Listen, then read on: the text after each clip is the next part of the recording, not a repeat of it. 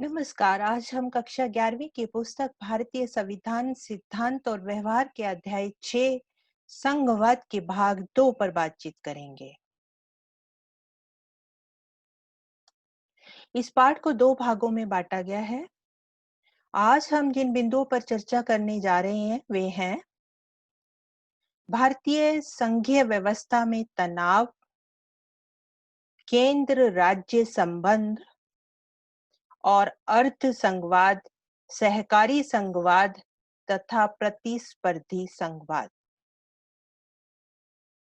सबसे पहले 8वें बिंदु पर बात करते हैं भारतीय संघीय व्यवस्था में तनाव।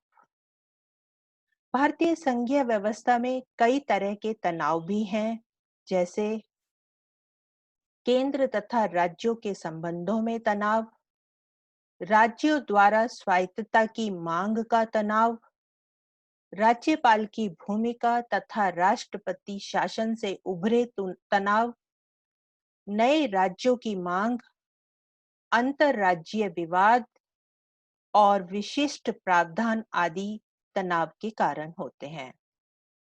9वें बिंदु पर बात करते हैं केंद्र राज्य संबंध।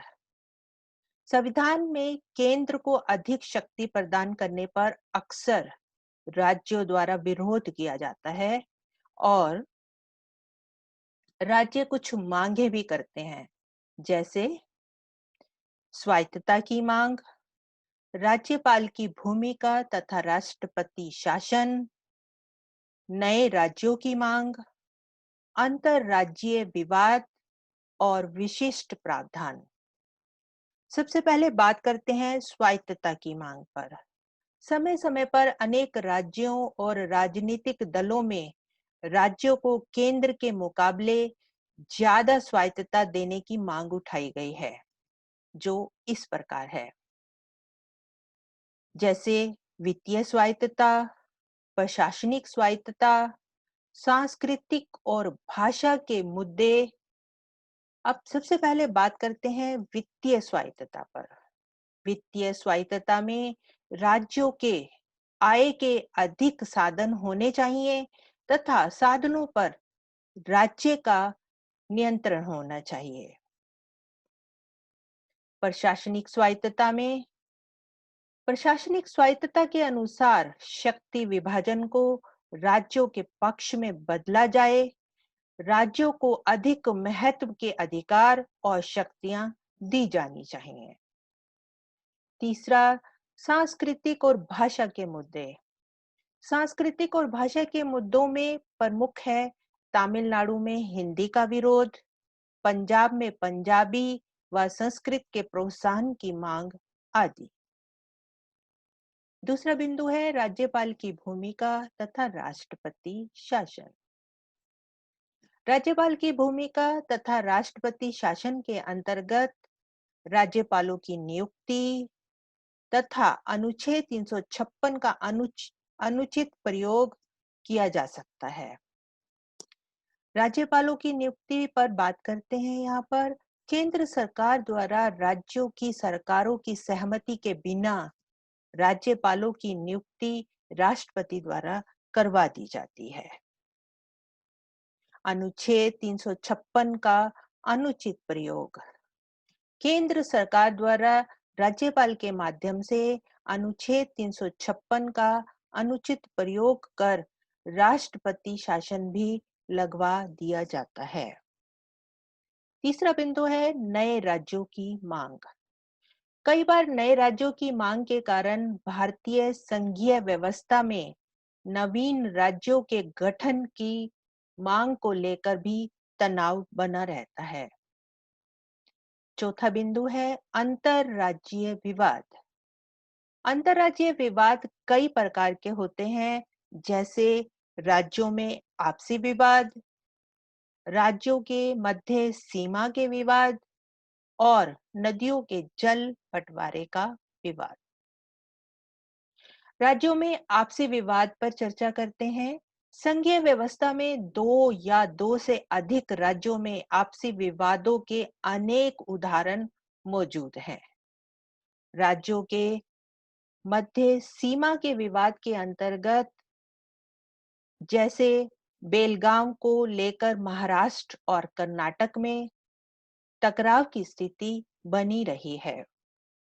नदियों के जल बंटवारे का विवाद को लेकर विवाद भी हैं, जैसे कर्नाटक एवं तमिलनाडु कावेरी जल विवाद में फंसे हुए हैं।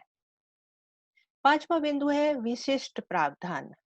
भारतीय संविधान में कुछ विशिष्ट प्रावधान भी किए गए हैं, जैसे संविधान का अनुच्छेद 370, संविधान के अनुच्छेद 371 से 371 झ तक, संविधान के अनुच्छेद 370 द्वारा जम्मू कश्मीर को विशिष्ट स्थिति प्रदान की गई थी, जैसे अलग संविधान, अलग ध्वज तथा भारतीय संसद राज्य सरकार की सहमति के बिना आपातकाल नहीं लगा सकती आदि। संविधान के अनुच्छेद 371 से 371 झ तक नागालैंड, असम, मणिपुर, आंध्र प्रदेश, सिक्किम, मिजोरम, अरुणाचल प्रदेश और गोवा को विशिष्ट स्थिति प्रदान की गई है। 10वां बिंदु है अर्ध संघवाद, सहकारी संघवाद और प्रतिस्पर्धी संघवाद। सबसे पहले बात करते हैं अर्ध संघवाद पर। केसी व्हीयर द्वारा प्रतिपादित अर्ध संघवाद की अवधारणा का प्रयोग भारतीय संघवाद के विशेष लक्षणों और प्रावधानों के संदर्भ में किया जाता है। अर्ध संघवाद अपेक्षाकृत अशक्त इकाइयों के साथ एक सशक्त केंद्र का प्रतिनिधित्व करता है। भारतीय परिस्थितियों में केसी व्हीयर अर्ध संघवाद के स्वरूप को गौण एकात्मक विशेषताओं सहित संघीय राज्य के स्थान पर गौण संघीय लक्षणों सहित एकात्मक राज्य के रूप में वर्णित करते हैं। सहकारी संघवाद। सहकारी संघवाद एक ऐसी संकल्पना है जो केंद्र व राज्यों के मध्य संबंधों को दर्शाती है, जहां दोनों सरकारें मिलकर तथा एक दूसरे के साथ सौहार्दपूर्ण सहयोग करते हुए समस्याओं का समाधान इस प्रकार करती हैं कि एक सशक्त संघ का विकास हो सके। यह संघ व राज्यों के मध्य क्षितिज संबंध को दर्शाता है, जहां किसी को भी एक दूसरे के ऊपर नहीं रखा गया है। केंद्र व राज्यों के मध्य इन्हीं सशक्त संबंधों को सुनिश्चित करने के लिए भारतीय संविधान में कुछ निश्चित प्रावधानों व अभिकरणों का समावेश भी किया गया है, जैसे अंतरराज्यीय परिषद, क्षेत्रीय परिषद और 7वीं अनुसूची आदि। प्रतिस्पर्धी संघवाद। प्रतिस्पर्धी संघवाद के संदर्भ में संघ सभी राज्यों को प्रतिस्पर्धी आधार पर एक समान स्थिति प्रदान करता है, जहां सर्वश्रेष्ठ प्रदर्शन करने वाला राज्य संसाधनों, सेवाओं व शुल्कों का अधिकतम लाभ ले सकता है।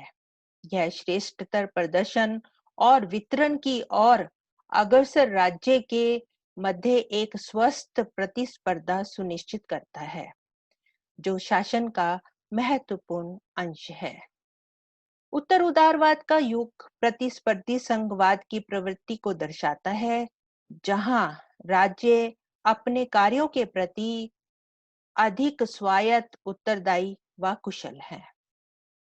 अंत में, आज की चर्चा के अंत में हम पाठ के जिन बिंदुओं के बारे में जानकारी प्राप्त कर पाए वे हैं: भारतीय संघीय व्यवस्था में तनाव, केंद्र राज्य संबंध और अर्ध संघवाद, सहकारी संघवाद तथा प्रतिस्पर्धी संघवाद। इस पाठ की पाठ्य सामग्री इस लिंक पर उपलब्ध है। अगली वीडियो में अगले पाठ की चर्चा करेंगे। I hope you enjoyed the lesson. Thank you for your attention.